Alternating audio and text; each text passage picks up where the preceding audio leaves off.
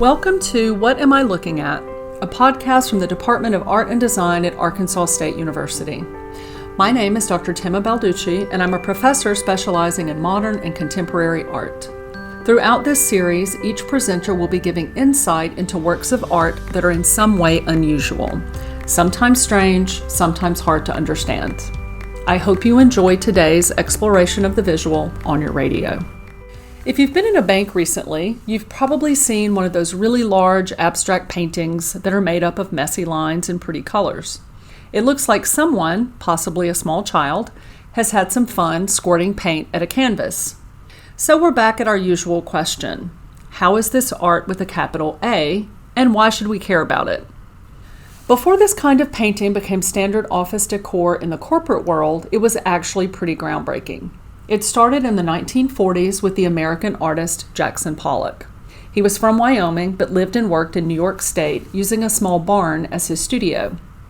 His canvases were too large for an easel, so he laid them on the floor. So let's stop and think about the enormity of that change for a second. In the entire history of painting, from the earliest cave art right up until Pollock put his canvas on the floor, the painting surface had almost always been in front of the artist on a wall or an easel. This choice to take the canvas off the easel and lay it horizontal had a ripple effect.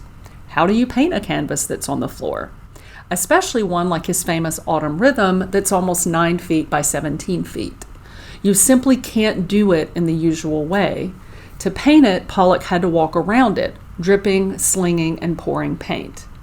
These marks became a record of his movement around the canvas, and he wasn't particularly careful about stepping on the canvas or dropping ashes on it or spilling his drink on it, so it was messy and came to be known as action painting. The process of making the art became almost as important as the final product. But he didn't stop there. He also experimented with the kind of paint he used. He used regular artist oil paint, but also tried commercial auto and house paint, looking for a certain fluidity. So the artist chooses the color in the paint, deciding on glossy or matte, thick or thin lines, the size of the canvas, and those sorts of things.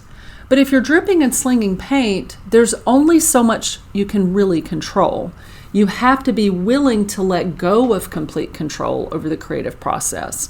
And that's a difficult thing for some artists. You have a plan, you always have a plan, but in this case, you have to make room for serendipity and be okay with accidents. And Pollock really embraced that. In 1949, Pollock became the first artist to be featured on the cover of Life magazine, mostly because of his drip paintings. Today, you can create your own drip paintings. There are even tutorials about it online, but it won't have the cachet of a groundbreaking Jackson Pollock.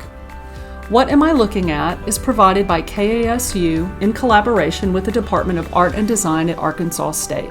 Stay tuned next week for another look at art over your airwaves.